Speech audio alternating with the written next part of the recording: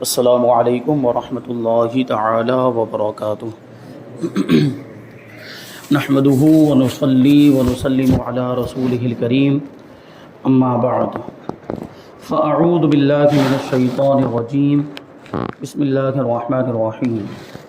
ان اللہ وملائکتہ یصلون علی النبی یا ایہا الذین آمنوا صلوا علیہ وسلموا تسلیما۔ اللهم صل على سيدنا ومولانا محمد معدن الجود والكرم وآله الكرام وابنه الكريم وبارك وسلم صلاة وسلاما عليك يا رسول الله صلی اللہ تعالی علیہ وسلم۔ سورہ بقرہ آیت نمبر 48 کی تفسیر ہے۔ اللہ تبارک و تعالی ارشاد فرماتا ہے وَاتَّقُوا يَوْمًا لَا تَجْزِي نَفْسٌ عَن نَفْسٍ شَيْئًا ولا يقبل منها شفاعة ولا يؤخذ منها عدل ولا هم ينصرون۔ اور اس دن سے ڈرو جس دن کوئی جان کسی دوسرے کی طرف سے بدلہ نہ دے گی، یعنی کوئی جان کسی دوسری جان کے کام نہیں آئے گی، نہ کوئی سفارش مانی جائے گی اور نہ اس سے کوئی معاوضہ لیا جائے گا اور نہ ان کی مدد کی جائے گی۔ یہاں پر یہ جو فرمایا گیا کہ کوئی جان کسی دوسری جان کے کام نہیں آئے گی، کوئی جان کسی دوسری جان کا بدلہ نہیں بنے گی، تو فرماتے ہیں کہ یہاں پر مراد یہ ہے کہ بنی اسرائیل کو مخاطب کیا جا رہا ہے اور ان سے یہ فرمایا جا رہا ہے کہ اے بنی اسرائیل، قیامت کے اس دن سے ڈرو جس دن کوئی بھی شخص کسی کافر کی طرف سے بدلہ نہ دے گا، نہ کافر کے بارے میں کسی کی کوئی سفارش مانی جائے گی اور نہ اس کافر سے جہنم کے عذاب سے نجات کے بدلے کوئی معاوضہ لیا جائے گا۔ یعنی ایسا بھی نہیں کہ سونا چاندی لے کر چھوڑ دیا جائے، مال اسباب لے کر چھوڑ دیا جائے۔ مال و اسباب تو دنیا کے لیے، سونا چاندی دنیا میں چلتا ہے، آخرت میں تو یہ سب چیزیں کوئی حیثیت نہیں رکھے گی، ان کی کوئی مالیت نہیں ہوگی اور ان کی کوئی وقعت نہیں ہوگی، تو کوئی معاوضہ بھی نہیں، اور نہ ہی ان کفار سے اللہ تعالیٰ کا عذاب دور کر کے ان کی مدد کی جائے گی۔ یعنی جو کافر مر گیا، اب آخرت میں اس کے لیے کوئی نجات کا سامان نہیں، اب اس کو عذاب بھگتنا ہی ہے اور اس کو جہنم میں جانا ہی ہے۔ دنیا میں ابھی موقع ہے، دنیا میں رہتے ہوئے وہ چاہے تو اپنے کفر سے توبہ کر لے، اور اس کو کفر سے توبہ کرنی ہی چاہیے۔ تو دنیا میں رہتے ہوئے اگر وہ توبہ کر لیتا ہے تو اس کا فائدہ ہوگا، لیکن کفر کی حالت ہی میں مر گیا تو اب اس کی کوئی سفارش بھی نہیں ہو سکتی، کوئی دوسرا شخص، کوئی دوسرا انسان، چاہے وہ کافر ہو یا مومن ہو، اس کو کوئی فائدہ نہیں پہنچا سکتا۔ آخرت میں مان لو خدا نہ خواستہ کسی مسلمان کے رشتہ دار میں سے کوئی کافر ہو گیا ہے، کسی مسلمان کا کوئی رشتہ دار کافر تھا اور وہ کفر کی حالت ہی میں مر گیا، اب یہ مسلمان بھی اگر چاہے نا کہ مرنے کے بعد قیامت کے دن اس کی بخشش کروا دے یا اس کی سفارش کروا دے، اس کا کوئی اختیار نہیں ہوگا۔ یعنی مسلمان کی سفارش کافر کے حق میں مانی نہیں جائے گی، کافر کو کوئی بھی دوسرا انسان فائدہ نہیں پہنچا سکے گا، اور دوسرے کافر کی تو بات ہی نہیں، کیونکہ کافر خود اپنے معاملات میں پریشان ہوں گے تو وہ اس کو کیا فائدہ پہنچا پائیں گے، اور مسلمان اگرچہ نجات پائیں گے لیکن مسلمان بھی کسی کافر کی مدد نہیں کر سکیں گے، کیونکہ کسی مسلمان کو بھی یہ اختیار نہیں دیا گیا کہ وہ کسی کافر کی مدد کرے۔ ہاں مسلمان آپس میں ایک دوسرے کی مدد کر سکتے ہیں وہاں، یعنی یہ دنیا کی بات نہیں چل رہی ہے، آخرت کی بات چل رہی ہے، تو وہاں مسلمان ایک دوسرے کو فائدہ پہنچا سکتے ہیں۔ جیسے کہ جو نیک ہوں گے، جو متقی پرہیزگار ہوں گے، یا جو اللہ کے ولی، وہ اپنے چاہنے والوں کی بخشش کروائیں گے، ان کو اختیار ملے گا، تو وہاں یہ جو نیک اور متقی پرہیزگار انسان ہوں گے وہ کام آئیں گے، ان کی دوستی کام آئے گی، ان کی نسبت کام آئے گی۔ تو اس سے معلوم ہوا کہ قیامت کے دن کافر کو نہ کوئی کافر نفع پہنچا سکے گا، نہ کوئی مسلمان۔ اس دن شفاعت صرف مسلمانوں کے لیے ہوگی، جیسا کہ دیگر آیتوں میں بیان ہوا۔ البتہ یہ بات یاد رکھنی چاہیے کہ شفاعت کی امید پر گناہ کرنے والا ایسا ہی ہے جیسے اچھے ڈاکٹر کے مل جانے کی امید پر کوئی زہر کھا لے، یا ہڈیوں کے ماہر ڈاکٹر کے ملنے کی امید پر گاڑی کے نیچے آ کر سارے بدن کی ہڈیاں توڑوا لے، یہ تو ویسے ہی بات ہوگی۔ تو شفاعت کے تعلق سے حدیثیں سن کر یا شفاعت کا بیان سن کر اور یہ سوچ کر کہ ہم مومن ہیں، الحمدللہ ہم مسلمان ہیں تو ہمیں تو شفاعت نصیب ہوگی، اللہ کے رسول نے تو ارشاد فرمایا کہ میری شفاعت میری امت کے کبیرہ گناہ کرنے والوں کے لیے ہے، تو اب دھڑلے سے گناہ کرو تو شفاعت تو ہونے والی ہے، بخشش تو ہونے والی ہے۔ تو یہ دیکھیں، یہ بے باکی ہے اور یہ جسارت ہے، یہ جرأت ہے، اور یہ سوچ ہو سکتا ہے کہ اسے کسی بڑے گناہ کی طرف لے جائے، اور یہ بھی ہو سکتا ہے کہ کفر کی طرف لے جائے، کیونکہ اس نے ہلکا جان لیا نا، گناہوں کو ہلکا سمجھ رہا ہے۔ تو دنیا داری کے اعتبار سے مثال دے رہے ہیں، یہ تو ایسے ہی ہو گیا کہ ڈاکٹر، اچھا ڈاکٹر مل جانے کی امید پر کوئی زہر کھا لے، تو ایسا ضروری تھوڑی ہے کہ اب وہ ڈاکٹر اس کو کام آئے گا، یا وہ ڈاکٹر جو ہے کہ اب اس کا علاج کر پائے گا۔ ہو سکتا ہے کہ زہر کھانے سے اب اتنا زیادہ معاملہ ہو گیا کہ وہ ڈاکٹر کے بھی اختیار سے باہر ہو گیا۔ لیکن ہمارے آقا کی تو شان نرالی ہے، حضور پاک صلی اللہ علیہ وسلم تو مومنین کی شفاعت کریں گے، اللہ تبارک و تعالیٰ ان کو اختیار عطا فرمائے گا۔ لیکن ہو سکتا ہے کہ حضور ناراض ہو جائیں کہ تم نے شفاعت کی امید پر گناہ کیوں کی۔ تو اگر حضور ناراض ہو گئے تو پھر بتائیے پھر کہاں جائیں گے؟ پھر شفاعت ہو پائے گی؟ پھر کوئی نہیں، کیونکہ شفاعت کا دروازہ ہی حضور کھولیں گے۔ اگر حضور کی بارگاہ سے ہانک دیے گئے اور حضور کی بارگاہ سے دھتکار دیے گئے تو پھر کون ہمیں اپنائے گا اور کس کے در پر جائیں گے؟ وہاں تو شان یہ ہوگی حضور پاک صلی اللہ علیہ وسلم کی کہ جب اہل محشر جب وہ گرمی سے بچنے کے لیے آپس میں مشورہ کریں گے، علماء کے پاس جائیں گے، جیسے میں نے پہلے عرض کیا تھا، تو علماء کیا مشورہ دیں گے؟ انبیاء اکرام کے پاس جاؤ۔ وہ انبیاء اکرام اللہ کے محبوب بندے، اللہ تبارک و تعالیٰ نے ان کو دنیا میں لوگوں کی ہدایت کے لیے بھیجا، وہ بہت مقرب بندے ہیں، اور اللہ تعالیٰ نے ان کو اونچا مقام عطا فرمایا اللہ کی بارگاہ میں، ان کا بہت رتبہ ہے، تو شاید ان کی بات مان لی جائے۔ تو یہ آپ نے سنا ہوگا، روایت ہے کہ سب سے پہلے حضرت آدم علیہ السلام کے پاس پہنچیں گے یہ اہل محشر، تو حضرت آدم علیہ السلام کیا کہیں گے؟ ہاں دوسرے کی طرف جاؤ، اذهبوا الی غیری، یعنی دوسرے کی طرف جاؤ۔ حضرت آدم علیہ السلام کہیں گے میرا یہ کام نہیں ہے، تو وہ حضرت نوح علیہ السلام کے پاس پہنچیں گے، حضرت ابراہیم کے پاس پہنچیں گے، حضرت عیسیٰ کے پاس، اس طرح بہت سے انبیاء اکرام کا ذکر ہے، اور سارے انبیاء اکرام یہی کہیں گے اذهبوا الی غیری، اذهبوا الی غیری، یعنی دوسرے کسی کے پاس جاؤ۔ لیکن جب آخر میں ہمارے آقا حضور رحمت عالم صلی اللہ علیہ وسلم کے پاس آئیں گے اہل ایمان، تو حضور ارشاد فرمائیں گے انا لہا، میں ہی تو ہوں اسی کام کے لیے، میں ہی تو شفاعت کرنے کے لیے، میں ہی تو شفاعت کا دروازہ کھولوں گا۔ تو انبیاء اکرام کو بھی اس وقت تک اختیار نہیں ملا ہوگا، اسی لیے انبیاء اکرام کہیں گے دوسروں کے پاس جاؤ، دوسرے کسی نبی کے پاس جاؤ۔ لیکن جب ہمارے نبی شفاعت کا دروازہ کھولیں گے تو اب دوسرے انبیاء اکرام کو بھی شفاعت کرنے کا اختیار ملے گا، اولیاء کو ملے گا، شہداء کو ملے گا، صالحین کو ملے گا، علماء کو ملے گا، نیک بندوں کو ملے گا، حفاظ کو ملے گا شفاعت کرنے کا اختیار۔ تو اس وقت شفاعت کبریٰ کا منصب تو ہمارے نبی کو ملے گا۔ تو شفاعت کی امید پر گناہ نہیں کرنے چاہیے کہ ہماری تو بخشش ہونے والی ہے، خدا نہ خواستہ، اللہ بچائے، صدہا مرتبہ پناہ مانگتے ہیں، خدا نہ خواستہ کسی کا خاتمہ اگر کفر پر ہو گیا تو پھر اس کی نجات کی کوئی صورت نہیں ہے۔ تو ہم بھی تو سوچ لیں، اگر خدا نہ خواستہ ہمارے ذہن میں یہ بات آ جائے کہ شفاعت ہونے والی، لیکن ہمیں خاتمے کے بارے میں یقین ہے کہ ہمارا خاتمہ ایمان پر ہوگا، ہمیں تو امید یہی رکھنی چاہیے، ہمیشہ ایمان کی حفاظت کی دعا کرتے رہنا چاہیے۔ لیکن یہ جو سوچ اگر آ جاتی ہے تو بہت بری سوچ کہ ہماری تو شفاعت ہونے والی، ہماری تو بخشش ہو جائے گی۔ اور خاص طور پر یہ جو جاہل پیروں نے معاملات جو بگاڑے ہیں، کیا ہوتا ہے مرید بننے کے ساتھ جنت کا ٹکٹ عطا کر دیا جاتا ہے، مرید بن گئے جنتی ہو گئے، تو وہ اس کے خود کے بھاپے ہوں گے قیامت کے دن جو یہ ٹکٹ بانٹ رہا ہے، کہاں سے اس کو اختیار ملا جنت کا ٹکٹ بانٹنے کا؟ اور یہ پیری مریدی کو انہوں نے مطلب جنت میں جانے کا ذریعہ بنا لیا۔ یہ حضرت فاروق اعظم رضی اللہ تعالیٰ عنہ رو رہے ہیں اللہ کے خوف سے، جن کو جنت کی بشارت مل چکی ہے، عید کے دن کا واقعہ، عید کے دن خوب رو رہے۔ تو لوگوں نے آ کر عرض کیا کہ حضرت یا امیر المؤمنین، یہ آج تو عید کا دن ہے، خوشی منانے کا دن، آپ کیوں رو کیوں ہیں؟ رونے کا تو دن نہیں ہے۔ تو فاروق اعظم رضی اللہ تعالیٰ عنہ نے کیا ارشاد فرمایا، بڑا تاریخی جملہ، خوشی تو وہ منائے جس کو یقین ہو کہ اس کے روزے قبول ہو گئے، خوشی تو وہ منائے جس کو یقین ہو کہ اس کی نمازیں اور عبادتیں قبول ہو گئی۔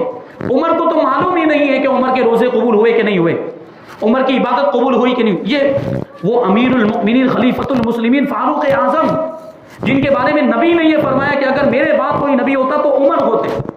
اتنا بڑا مرتبہ عشرہ مبشرہ میں شامل ہیں جن کو دنیا میں رہتے ہوئے جنت کی بشارت مل گئی تھی، پھر بھی خدا کے خوف کا یہ عالم، اور یہاں جنت کے ٹکٹ بانٹے جا رہے ہیں، جنت کی بے عملی پر یہ جرأت پیدا کی جا رہی ہے، لوگوں کو جری بنایا جا رہا ہے۔ وہ جنتی، اب وہ کیا سوچے گا، مرید تو کیا سوچے گا، میں تو جنتی ہو گیا، اب نماز پڑھنے کی کیا ضرورت، یہی ہوگا نا، مرید یہ سوچے گا۔ اگر نماز ضروری نہ ہوتی تو حضور کیوں پڑھتے؟ اگر نماز ضروری نہ ہوتی تو صحابہ کیوں پڑھتے؟ اگر نماز ضروری نہ ہوتی تو ائمہ اہل بیت کیوں پڑھتے؟ سب نے نمازوں کی پابندی کی۔ اولیاء کرام کی زندگیوں کا جائزہ لیں آپ، تو ان کی زندگی میں آپ نہیں بتا سکتے کہ انہوں نے کوئی ایک نماز چھوڑی ہو۔ تو اگر نماز ضروری نہ ہوتی تو وہ بھی تو جنت کے پروانے بانٹ سکتے تھے. ارے حضور نے تو جنت کا پروانہ دے دیا. حضور دے سکتے تھے کیونکہ وہ تو مالک جنت ہے. حضور جنت کا پروانہ عطا کر سکتے اور آپ نے عطا بھی فرمایا, لیکن ان کو کس نے اختیار دیا؟ یہ آج کل کے جاہل پیروں, وہ جنت کا پروانہ بانٹتے ہیں اور جنت کا ٹکٹ دیتے ہیں. یہ تو حضور کی شان تھی. اور حضرت ابوبکر صدیق رضی اللہ تعالیٰ عنہ کا واقعہ بھی آپ سنیں. کوئی جگہ سے گزر رہے تھے باغ کے قریب سے, تو چڑیوں کو چہچہاتے ہوئے سنا. درختوں کے اوپر باغ میں وہ چڑیاں آواز کر رہی تھی, گنگنا رہی. تو حضرت ابوبکر صدیق رضی اللہ تعالیٰ عنہ رونے لگ گئے. تو ساتھی جو ساتھ میں تھے انہوں نے پوچھا کہ رونے کی وجہ کیا ہے, کس چیز نے آپ کو رلایا؟ تو حضرت صدیق اکبر رضی اللہ تعالیٰ عنہ نے جواب دیا کہ یہ چڑیوں کو دیکھ کر مجھے رونا آ گیا. یہ کتنی خوش نصیب ہیں, قیامت کے دن ان کو مٹی بنا دیا جائے گا, ان کا کوئی حساب و کتاب نہیں ہوگا, ان کو اپنے اعمال کا کوئی حساب نہیں دینا, لیکن ابوبکر کو حساب دینا پڑے. تو اس دن کو یاد کر کے میں رو رہا ہوں. یہ اللہ والوں کی بات, جن کو جنت کی بشارت ملی, ان کی یہ شان. تو بہرحال شفاعت کی امید پر کبھی بھی گناہ نہیں کرنا چاہیے. یہ بہت بڑی بے وقوفی کی بات, یہ جسارت اور جرات اور بے باکی کی بات ہے. اللہ تعالیٰ بچائے. آگے آیت نمبر 49 اللہ تبارک و تعالیٰ ارشاد فرماتا ہے کہ وَإِذْ نَجَّيْنَاكُمْ مِنْ آلِ فِرْعَوْنَ يَسُومُونَكُمْ سُوءَ الْعَذَابِ يُذَبِّحُونَ أَبْنَاءَكُمْ وَيَسْتَحْيُونَ نِسَاءَكُمْ وَفِي ذَلِكُمْ بَلَاءٌ مِّن رَّبِّكُمْ عَظِيمٌ. اور یاد کرو جب ہم نے تمہیں فرعونیوں سے نجات دی جو تمہیں بہت برا عذاب دیتے تھے, تمہارے بیٹوں کو ذبح کر دیتے تھے اور تمہاری بیٹیوں کو زندہ چھوڑ دیتے, اور اس میں تمہارے رب کی طرف سے بڑی آزمائش تھی. یہاں پہ دیکھیں کہ اس سے پہلی والی جو آیت کریمہ تھی اور اس سے پہلے بھی جو آیت, اس میں بنی اسرائیل پر کی گئی نعمتوں کا تذکرہ کیا گیا کہ اللہ نے یہ نعمتیں ان کو عطا کی. اور اب یہاں سے ان نعمتوں کو تفصیل کے ساتھ بیان کیا جا رہا ہے. تو جو پہلی نعمت وہاں پر ذکر کی تھی تفسیر کے اندر, فرعون اور فرعون کے پیروکاروں سے نجات دی گئی بنی اسرائیل کو, تو اس نجات دینے کا تذکرہ یہاں پر کہ اللہ تبارک و تعالیٰ نے فرعون اور اس کے پیروکاروں سے مسلمانوں کو یعنی بنی اسرائیل کے مومنین کو کیسے نجات دی. چنانچہ ارشاد فرمایا کہ اے بنی اسرائیل میری وہ نعمت یاد کرو کہ جب ہم نے تمہیں فرعون کی پیروی کرنے والوں سے نجات دی جو تمہیں بہت برا عذاب دیتے تھے. فرعون نے بنی اسرائیل پر نہایت بے دردی سے محنت و مشقت کے دشوار کام لازم کر رکھے تھے, یعنی ان سے محنت کرواتے تھے, مزدوری کرواتے تھے. اور جو فرعون کی قوم کے لوگ تھے یعنی قوم عمالقہ اور قبطی, جو فرعون کی قوم سے اس کے قبیلے کے لوگ تھے, وہ عیش و عشرت کی زندگی گزارتے, وہ سرداروں والی زندگی گزارتے تھے, یعنی وہ قوم کے بڑے مانے جاتے تھے. اور جو بنی اسرائیل والے تھے یعنی قوم عمالقہ اور یہ قبطیوں کے علاوہ, تو ان پر ظلم و ستم کیا جاتا تھا اور ان کو مزدوروں کی طرح ان سے کام کروایا جاتا, محنت و مزدوری کروائی جاتی تھی. پتھروں کی چٹانیں کاٹ کر ڈھوتے ڈھوتے ان کی کمریں اور گردنیں زخمی ہو گئی تھی. چٹانیں اٹھوائی جاتی تھیں ان سے. غریبوں پر ٹیکس مقرر کیے ہوئے تھے جو غروب آفتاب سے پہلے جبراً وصول کیے جاتے تھے, اور جو ٹیکس نہ دے پاتا اسے سخت سزائیں ملتی تھی, قید خانے میں ڈال دیا جاتا, تو کوڑے مارے جاتے تھے اور طرح طرح کی سزائیں دی جاتی تھی. اس فرعونیت کا کچھ نمونہ ان مسلمان ممالک میں بھی دیکھا جا سکتا ہے جہاں کفار نے پنجے گاڑ کر مسلمانوں پر ظلم و ستم کے پہاڑ توڑ رکھے ہیں, اور مسلمانوں کے لیے عقوبت خانے یعنی سزا کے لیے خاص طور پر جیلیں بنی ہوئی ہیں جہاں پر مسلمانوں کو ڈال کر وہاں ان کو سزا دی جاتی ہے. یہ مسلمانوں پر ظلم و ستم ہو رہا ہے آج بھی دوسرے ممالک میں.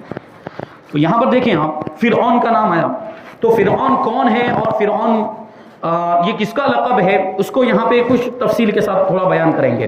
کہتے ہیں کہ جس طرح فارس یعنی ایران کے بادشاہ کا لقب کسرا, روم کے بادشاہ کا لقب قیصر اور حبشہ کے بادشاہ کا لقب نجاشی ہوا کرتا تھا, اسی طرح قبطی اور عمالقہ قوم سے تعلق رکھنے والے مصر کے بادشاہوں کا لقب فرعون ہوا کرتا تھا. مصر کے بادشاہ کو فرعون کہا. یہ ایک فرعون نہیں تھا, ایسے بہت سارے فرعون گزرے. یہ حضرت موسیٰ علیہ السلام کے زمانے میں جو فرعون تھا اس سے پہلے بھی اور فرعون گزر چکے, کیونکہ یہ جو مصر کا بادشاہ قبطی ہوتا یا عمالقہ سے تعلق رکھتا اس کو فرعون کہا جاتا. حضرت یوسف علیہ السلام بھی مصر کے بادشاہ بنے, لیکن آپ قوم عمالقہ سے تعلق نہیں رکھتے تھے یا جو ہے کہ قبطیوں سے تعلق نہیں رکھتے. آپ تو حضرت ابراہیم علیہ السلام کے اولاد میں سے تھے. حضرت ابراہیم کے بیٹے حضرت اسحاق, حضرت اسحاق کے بیٹے حضرت یعقوب, اور حضرت یعقوب کے بیٹے حضرت یوسف علیہ السلام, اور حضرت یعقوب کی اولاد ہی کو تو بنی اسرائیل کہا جاتا ہے. تو آپ کو فرعون نہیں کہا جاتا. حضرت یوسف علیہ السلام اگرچہ مصر کے بادشاہ بنے لیکن آپ کو فرعون نہیں کہہ سکتے. وہ قبطیوں سے تعلق رکھتے تھے یا قوم عمالقہ سے تعلق رکھتے تھے, وہ بادشاہ جو ہوتے ان کو فرعون کہا جاتا تھا. حضرت موسیٰ علیہ السلام کے زمانے کا فرعون، اس کا نام ولید بن مصعب بن ریان تھا، اور آج تک اس کو نشان عبرت بنا دیا ہے اللہ تبارک و تعالیٰ نے۔ مصر کے عجائب خانے میں موجود ہے اس کی لاش، وہ آج بھی وہ سڑتا نہیں گلتا نہیں ہے۔ کیوں؟ اللہ تبارک و تعالیٰ نے خود ارشاد فرمایا کہ تاکہ وَلِنَجْعَلَكَ آیَةً لِلنَّاسِ، آیت کریمہ ہے، تاکہ تجھے میں لوگوں کے لیے نشانی بنا دوں۔ وہ اندر ڈوبا، مر تو گیا، لیکن پھر سمندر نے اس کی لاش کو باہر پھینک دیا تھا، غرق ہوا۔ ابھی آپ دیکھیں گے واقعہ، وہ ڈوب گیا تھا، اپنے پیروکاروں کے ساتھ ڈوب گیا، لیکن سمندر نے پھر اس کو، سمندر نے بھی قبول نہیں کیا، اس کو باہر پھینک دیا۔ تو اس کو لے جا کر پھر لوگوں نے محفوظ کر دیا۔ تو یہ آج تک جو ہے کہ وہ عجائب خانے میں، میوزیم میں اس کی لاش موجود ہے۔ یہ نشان عبرت بنا ہوا کہ جو اللہ کی نافرمانی کرتا ہے، خدا کے مقابلے میں اس نے خدائی کا دعویٰ کیا تھا، آج کتنا بے بس ہے وہ، اور کتنا مجبور ہے کہ اس کی لاش وہ خود ادھر سے ادھر نہیں ہو سکتا، اس کو اٹھا کر ادھر سے ادھر لے جانا پڑتا ہے۔ یہ معاملات ہیں۔ وہ خدا ہوتا تو ایسا بے بس ہوتا؟ خدا تو مختار ہوتا ہے، وہ تو بادشاہ ہوتا ہے، مالک ہوتا ہے، یہ بات ہے۔ تو حضرت موسیٰ علیہ السلام کے دور میں جو فرعون تھا، اس کا نام ولید بن مصعب بن ریان تھا، اور اس آیت کریمہ میں اسی کا ذکر ہے۔ اس کی عمر 400 سال سے زیادہ ہوئی۔ نیز اس آیت میں آل فرعون سے اس کے پیروکار مراد، آل فرعون سے اس کی اولاد مراد نہیں ہے، بلکہ اس کی پیروی کرنے والے، اس کے متبعین مراد ہیں۔ اور اسی نے، یہ فرعون جو ہے، اس نے خدائی کا دعویٰ کیا، تو کیا کہا تھا؟ انا ربکم الاعلی، میں تمہارا سب سے بڑا رب ہوں، مجھے سجدہ کرو، میری عبادت کرو۔ یہ اپنی عبادت کرواتا تھا، اپنے دربار میں خود اپنے آپ کو سجدے کرواتا تھا یہ فرعون۔ تو دیکھیں اس کا یہ غرور کیسے مٹی میں اللہ تبارک و تعالیٰ نے ملا دیا۔ فرماتے ہیں فرعون نے خواب دیکھا کہ بیت المقدس کی طرف سے ایک آگ آئی، اور اس نے مصر کو گھیر کر تمام قبطیوں کو جلا ڈالا، جو فرعون کے قبیلے والے تھے سب کو جلا ڈالا، جبکہ بنی اسرائیل کو کوئی نقصان نہیں ہوا، یعنی حضرت موسیٰ علیہ السلام کے ماننے والوں کو کوئی نقصان نہیں ہوا۔ اس خواب سے اسے بڑی وحشت ہوئی، وہ گھبرا گیا، وہ کاہنوں سے تعبیر پوچھنے کے لیے گیا۔ وہ کاہنوں کو بلایا جو اس زمانے میں تعبیر کے ماہرین اور وہ ستاروں کا علم رکھتے تھے، مستقبل کی خبریں دیا کرتے تھے۔ تو ان سے اس نے تعبیر پوچھی، تو انہوں نے تعبیر بتائی کہ بنی اسرائیل میں ایک لڑکا پیدا ہوگا جو تیری ہلاکت اور تیری سلطنت کی تباہی کا سبب بنے گا۔ بنی اسرائیل کے اندر ایک لڑکا پیدا ہوگا جو تیری بادشاہت کے زوال کا سبب بنے گا۔ یہ سن کر فرعون نے حکم دے کے بے وقوفی والا فیصلہ، اپنے آپ کو خدا کہتا تھا، اگر وہ خدا ہوتا تو اس کے لیے اس پر روک لگانا آسان ہوتا، وہ کوئی ایسا طریقہ اختیار کرتا کہ بچے پیدا ہی نہ ہوتے، لیکن اس کے اختیار میں ہی نہیں تھا۔ انسان کیسے خدا ہو سکتا ہے؟ مخلوق خدا ہو ہی نہیں سکتی۔ تو اس نے بے وقوفی والا حکم جاری کیا۔ کیا کہا کہ بنی اسرائیل میں جو بھی لڑکا پیدا ہو اسے قتل کر دیا جائے، جبکہ اس کے لیے تو تباہی کا فیصلہ ہو چکا تھا۔ تو وہ اللہ تبارک و تعالیٰ، وہ کہتا ہے نا، وہی ہوتا ہے جو منظور خدا ہوتا ہے۔ اللہ تبارک و تعالیٰ نے ارادہ فرما لیا کہ اب اس کی تباہی ہونے والی ہے، وہ بھی حضرت موسیٰ علیہ السلام کی ذات کے ذریعے سے۔ تو اب اللہ تبارک و تعالیٰ حضرت موسیٰ علیہ السلام کو پیدا بھی فرمائے گا، ان کی حفاظت بھی فرمائے گا، اور کوئی ان کا بال بھی باقی نہیں کر سکتا۔ یہ خدا کی قدرت، اور اس کے مقابلے میں یہ جھوٹا خدا فرعون یہ کچھ نہیں کر سکا۔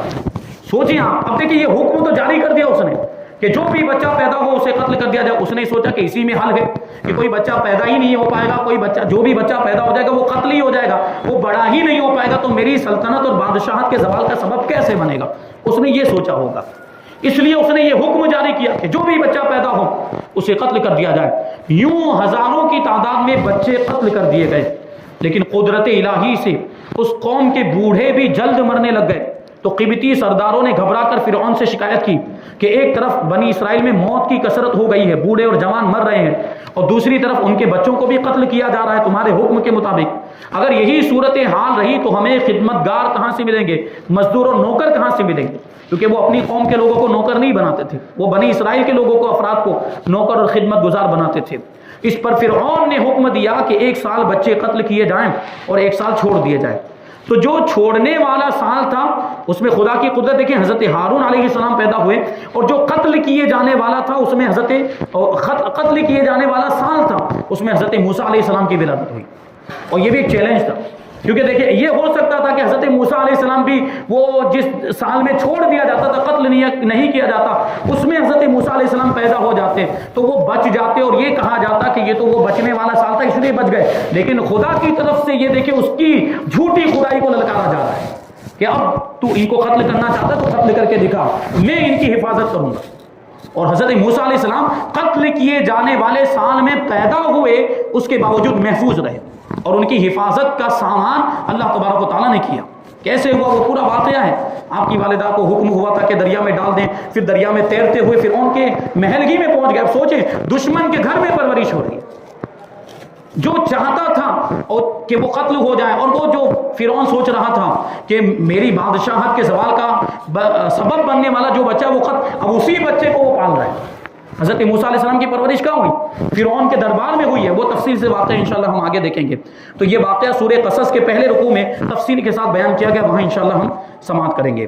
یہاں جو فرمایا گیا کہ اس میں آزمائش تھی, یعنی بلا تھی, تو بلا امتحان اور آزمائش کو کہتے ہیں. اور آزمائش نعمت سے بھی ہوتی ہے, جیسے اولاد کو بھی آزمائش فرمایا گیا کہ نعمت پر شکر ادا کرتے کہ نہیں کرتے. اگر شکر ادا کرتے تو ٹھیک ہے, شکر نہیں ادا کرتے تو وہی نعمت ہمارے لیے کبھی وبال بھی بن جاتی ہے. تو آزمائش نعمت سے بھی ہوتی ہے اور شدت اور محنت اور تکلیف سے بھی ہوتی ہے. نعمت سے بندے کی شکر گزاری, اور محنت و مشقت اور تکلیف سے اس کے صبر کا حال ظاہر ہوتا ہے. یعنی مصیبت آئی تو صبر کرتا ہے کہ نہیں کرتا, اور نعمت ملی تو شکر ادا کرتا ہے کہ نہیں کرتا. یہ اس طور پر وہ آزمائش ہوا کرتی ہے. تو اس آیت میں اگر ذالکم کا اشارہ فرعون کے ظلم و ستم کی طرف ہو تو بلا سے محنت و مصیبت مراد ہوگی, اور اگر ان ظلم سے نجات دینے کی طرف اشارہ ہو تو پھر بلا سے نعمت مراد ہوگی. تو یہاں پر ایک نعمت کا تذکرہ ہوا کہ اللہ تبارک و تعالیٰ نے جو حضرت موسیٰ علیہ السلام اور ان کے ماننے والوں کو فرعون سے نجات دی تھی, اس کا تذکرہ ہوا. اب اس کے بعد اسی کی تھوڑی تفصیل, وہ نجات کیسے دی تھی, سمندر کو جو پھاڑ دیا, سمندر کے اندر راستے بن گئے تھے, تو اس کی بھی کچھ تفصیل آگے والی آیت کریمہ آیت نمبر 50 میں, اور اس کے بعد آیت نمبر 51 اور 52 کی تفسیر ہم آئندہ درس میں شامل کریں گے. اللہ تبارک و تعالیٰ کی بارگاہ میں دعا ہے کہ جو کچھ بھی بیان ہوا اس پر ہم سب کو عمل کرنے کی توفیق عطا فرمائے, اور نور قرآن سے ہم سب کے دلوں کو روشن اور منور فرمائے. وما علینا الا البلاغ. السلام علیکم.